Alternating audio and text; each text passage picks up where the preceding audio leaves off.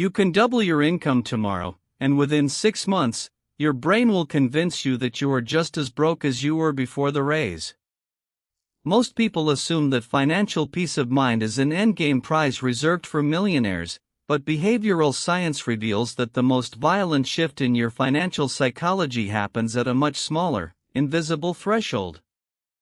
And until you cross it, every decision you make is quietly governed by fear. Think back to the first real paycheck you ever received. To your past self, your current salary would have looked like absolute fortune. You likely imagined that once you reached this exact number, you would be saving effortlessly, driving your ideal car, and never stressing over a dinner bill. Yet here you are, operating with the same background hum of anxiety you had years ago. The numbers on the screen scaled up, but your emotional baseline remained frozen.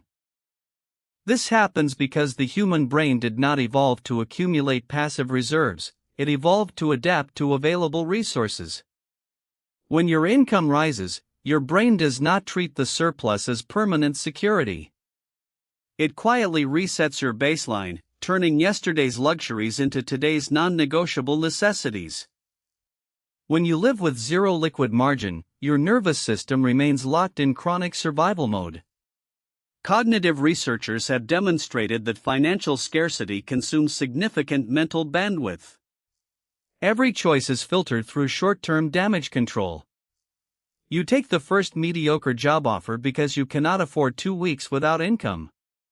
You tolerate toxic management and unfair workloads because walking away feels like jumping off a cliff without a net.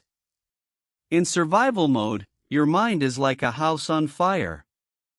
You cannot sit down to architect a 5-year wealth strategy when your cognitive capacity is entirely devoted to putting out daily blazes. Every unexpected expense, a dead car battery, a broken appliance, an emergency medical bill, ceases to be a minor inconvenience and escalates into a full-blown catastrophe. The turning point does not require $1 million.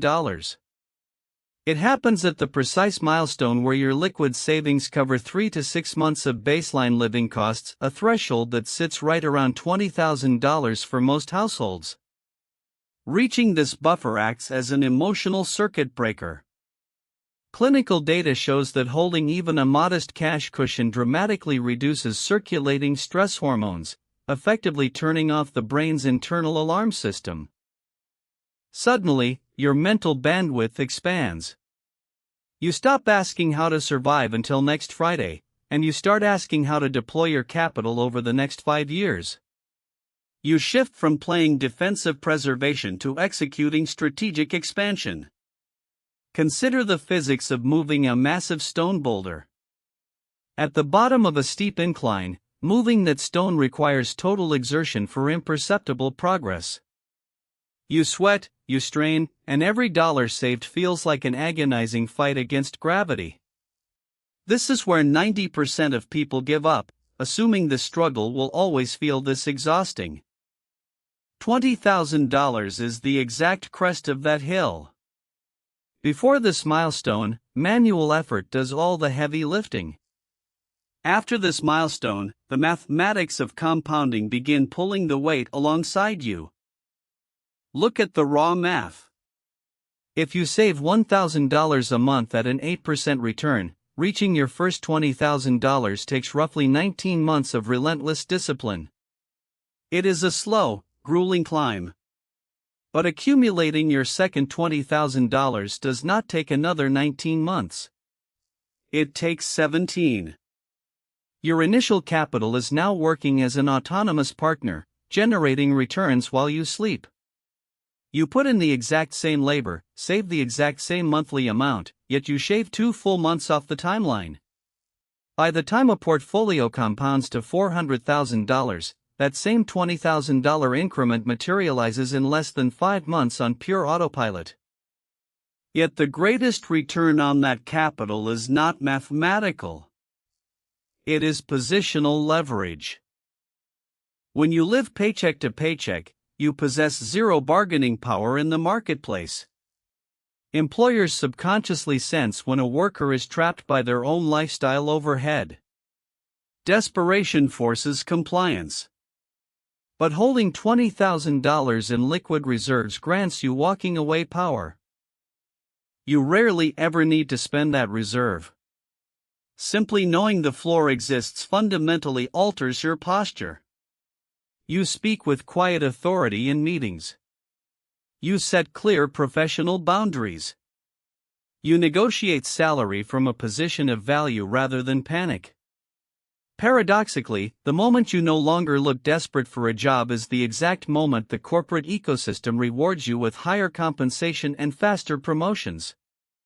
This safety net also eliminates the exhausting tax of decision fatigue. When resources are scarce, you burn immense willpower agonizing over micro-purchases, whether to buy generic groceries or spend $4 on a coffee. Once your baseline is fortified, you realize micro-frugality is statistical noise. Real wealth is dictated entirely by macro decisions: your housing overhead, your vehicle commitments, and your long-term savings rate. The fatal mistake most people make is what happens immediately after crossing this threshold. They feel the sweet relief of safety, mistake it for permanent affluence, and immediately liquidate their leverage. They sign an 8-year loan on an $80,000 vehicle, stretch their budget for a house they can barely maintain, and plunge themselves straight back into survival mode. A luxury car payment is not a symbol of success, it is a financial anchor that chains you to a desk for the next decade. Over a working lifetime, that single recurring liability swallows hundreds of thousands of dollars in compounding freedom just to project status to strangers in traffic. $20,000 is not a reward to be spent. It is the permanent concrete foundation of your independence. When you evaluate financial decisions not by what they cost in dollars, but by what they cost in future freedom, the game changes forever. Real wealth is the invisible cushion of choices you retain by refusing to upgrade your life to the edge of your paycheck.